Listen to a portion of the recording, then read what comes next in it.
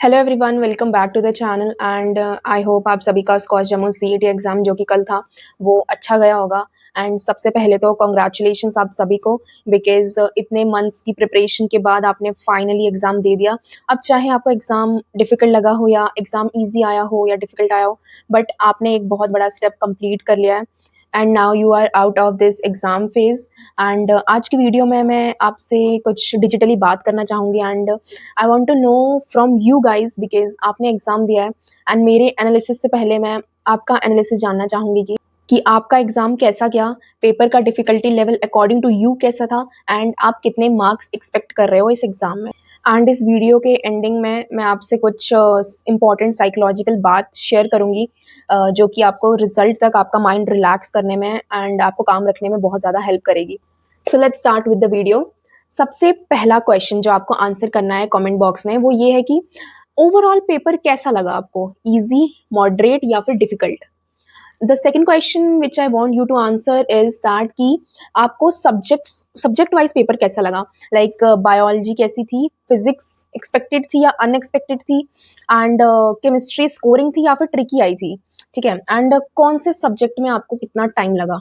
ठीक है, तो अभी तक मैंने जितने भी बच्चों से इस पेपर के बारे में पूछा है सबका एक ही आंसर था कि ma'am biology was difficult, out of the NCERT questions आए थे एंड मैंने भी खुद पर्सनली एग्जाम देखा एंड मैंने यही चीज़ नोट की बायोलॉजी सेक्शन से कि मैनी क्वेश्चंस जो थे वो आउट ऑफ द बॉक्स आए थे। लाइक कॉन्सेप्ट वही था बट उसमें कुछ ज़्यादा ही इन डेप्थ क्वेश्चंस पूछ लिए थे जो कि एनसीईआरटी बुक में नहीं थे।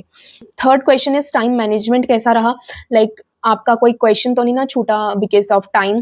सबसे इंपॉर्टेंट बात ये कि आप कितने मार्क्स एक्सपेक्ट कर रहे हो और आपकी कैटेगरी क्या है। लाइक आप कमेंट बॉक्स में if you are comfortable sharing तो अपने expected marks with your category आप अपने मार्क्स लिखिए। इससे क्या होगा कि ना बहुत ज़्यादा हेल्प मिलती है एनालाइज करने में कि कट ऑफ क्या रहने वाला है इस साल। बिकॉज जहाँ तक मैंने अभी तक एग्जाम एनालाइज किया है तो मुझे तो यही लगता है कि पिछले साल के अकॉर्डिंग इस साल पेपर थोड़ा मुश्किल था एंड इस साल जो है कट ऑफ जो है वो गिरने वाला है थोड़ा, है ना। बिकॉज लास्ट ईयर तो 130 मार्क्स पे जाके बीबीएससी मिल रही थी एंड इस साल इतने ज़्यादा हाई मार्क्स तो चांसेस नहीं है कट ऑफ जाने के। इस साल आई थिंक कि 2023 एंड 2024 में जैसे 120 मार्क्स तक भी बीबीएससी मिल जाती थी इजीली, तो वही सेम चीज़ वही ट्रेंड इस साल भी फॉलो होगा। बट स्टिल हमें रिजल्ट तक का वेट करना चाहिए एंड वी शुड वेट कि एक बार रैंक आ जाए एंड उसके बाद हम एक अलग से वीडियो बनाएंगे related to the cut off. And वैसे मुझे पर्सनली लगता है कि एग्जाम के बाद सबसे इंटरेस्टिंग पार्ट होता है कि स्टूडेंट्स का एक्सपीरियंस सुनना।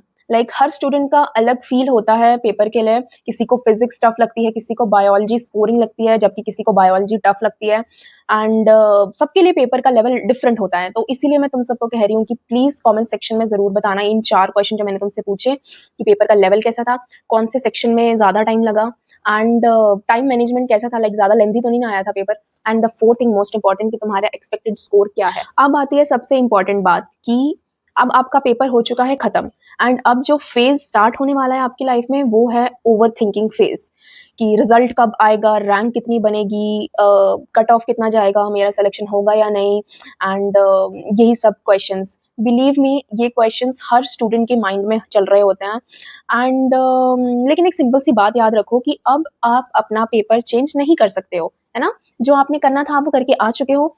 अपने मार्क्स दूसरों से कंपेयर करने से कॉन्फिडेंस इंक्रीज नहीं होता है, बिकॉज हर स्टूडेंट का एक्सपीरियंस डिफरेंट होता है।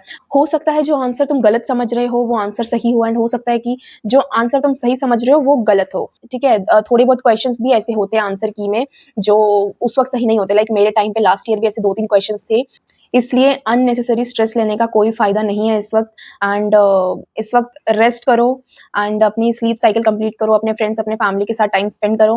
एंड मैं तो कहती हूँ कि अब तुम्हारा फ्री है टाइम तो तुम मूवी देखने जाओ, जिम ज्वाइन करो एंड अपनी हॉबीज को कंप्लीट करो जो कि तुम्हें इस एग्जाम फेज की वजह से छोड़नी पड़ी थी।